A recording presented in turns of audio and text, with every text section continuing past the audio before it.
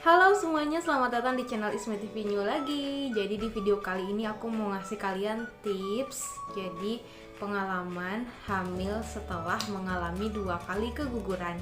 Nah, tentu teman-teman yang udah pernah nonton video aku sebelumnya udah pada tahu ya tentang pengalaman aku 2 kali keguguran. Nah, saat ini alhamdulillah kemarin itu sekitar 2 bulan setengah aku sudah melahirkan anak aku. Jadi dia itu anak dari kehamilan ketiga aku setelah 2 kali keguguran. Nah, aku pengen banget berbagi tips sama kalian semua yang mungkin pernah ngalamin hal yang sama dengan aku. Gimana sih caranya biar keguguran itu nggak terulang lagi? Yuk kita simak video ini sampai selesai.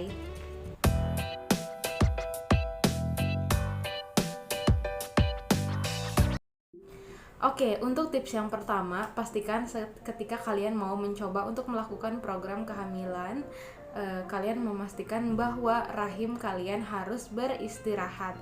Untuk minimal istirahatnya, dokter menyarankan minimal sekali 6 bulan atau 1 tahun.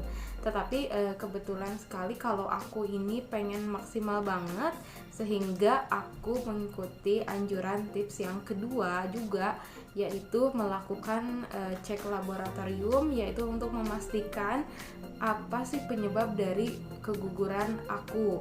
Nah, kebetulan saat itu aku juga pernah cerita di video sebelumnya, aku melakukan cek laboratorium berupa cek toksoplasma. Ya, di situ hasilnya memang positif 82. Aku punya tokso, sebuah virus yang emang fatal yang bisa menyebabkan keguguran. Kemudian tips selanjutnya yaitu setelah kalian tahu apa penyebabnya, setelah kalian melakukan cek laboratorium, entah itu kalian mengalami kekentalan darah, kelainan lain-lain, virus, tokso, rubella, dan lain sebagainya, kalian harus melakukan pengobatan, penyembuhan, atau terapi atau apapun itu supaya penyebabnya sudah dihilangkan, sudah dibersihkan dari tubuh kalian sehingga meminimalisir terjadi keguguran berulang lagi. Kemudian setelah memastikan kalau teman-teman semua sudah bersih dari virus atau dari apapun itu yang menyebabkan keguguran, teman-teman mulai melakukan pola hidup sehat. Misalnya kalau waktu itu kan aku itu kena toksoplasma, berarti kan aku itu harus menghindari berbagai hal yang bisa menyebabkan aku terkena toksoplasma saat itu.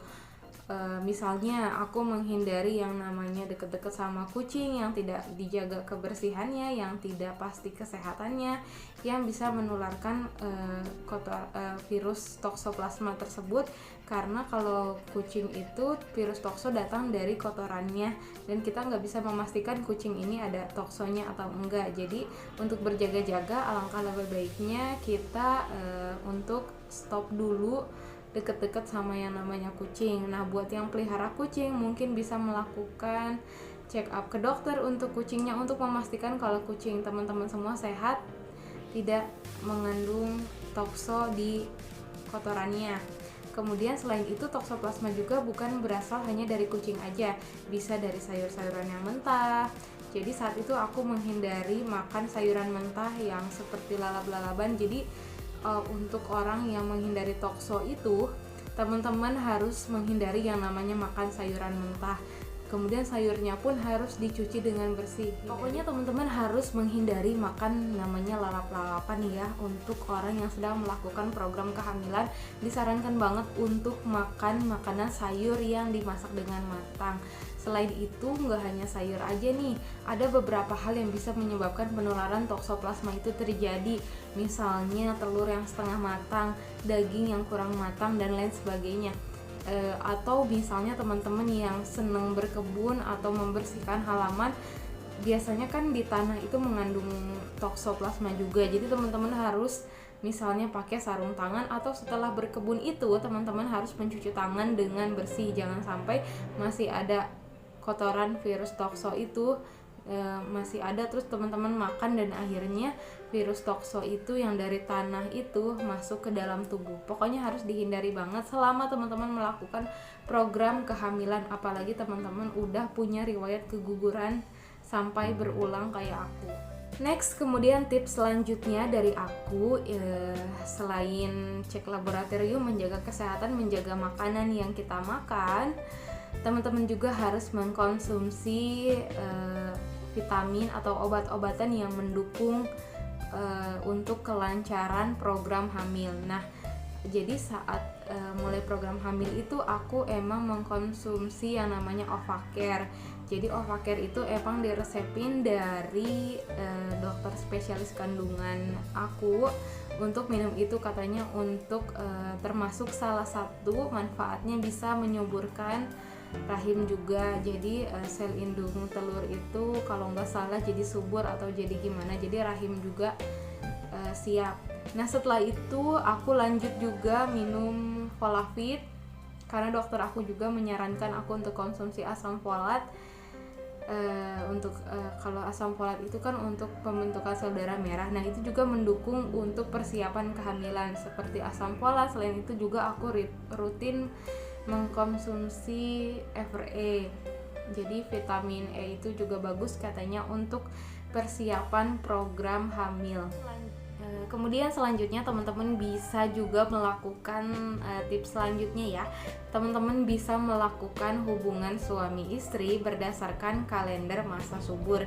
Jadi teman-teman bisa download aplikasi kalender menstruasi atau masa subur di Play Store, itu banyak banget. Jadi supaya nanti kalian bisa masukin input tanggal hari pertama haid kalian, hari haid terakhir. Nanti aplikasi itu otomatis akan memberitahu di kalender tersebut kapan kita ada dalam masa subur.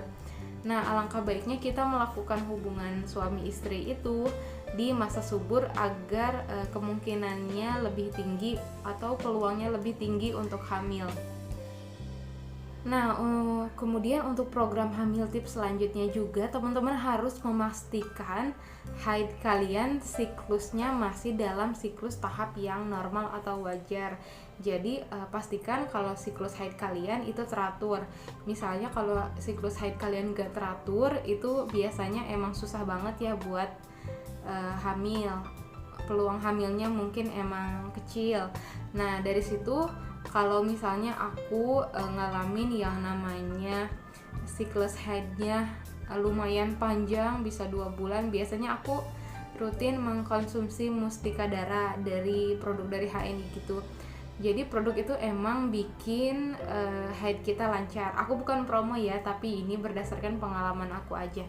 Jadi buat teman-teman yang mungkin haidnya kurang teratur, bisa konsumsi itu untuk menjaga siklus haid kalian. Selain itu produk itu juga bisa bikin rahim kita subur, asalkan kita pemakaiannya sesuai anjuran, sesuai aturan dari produk tersebut. Dan yang terakhir tips selanjutnya yang pasti yang harus banget adalah berdoa. Terus berdoa, jangan patah semangat, jangan ngerasa kok udah berusaha hasilnya nggak ada ya, kok capek ya, kok nggak ini ya nggak berhasil. Jangan sampai kayak gitu. Yang penting kalian percaya diri, optimis, kalian yakin, karena hati yang bahagia, hati yang enjoy bisa menghasilkan sesuatu yang positif juga. Oke teman-teman, itu tadi tips program hamil setelah dua kali keguguran yang pernah aku alami.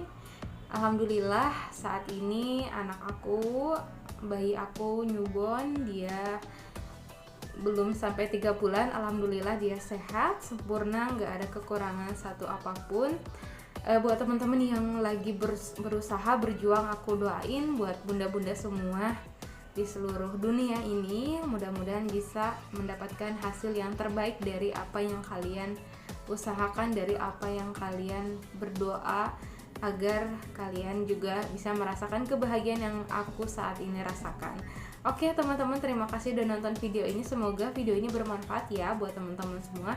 Sampai ketemu lagi di video aku selanjutnya. See you, sampai jumpa, bye bye.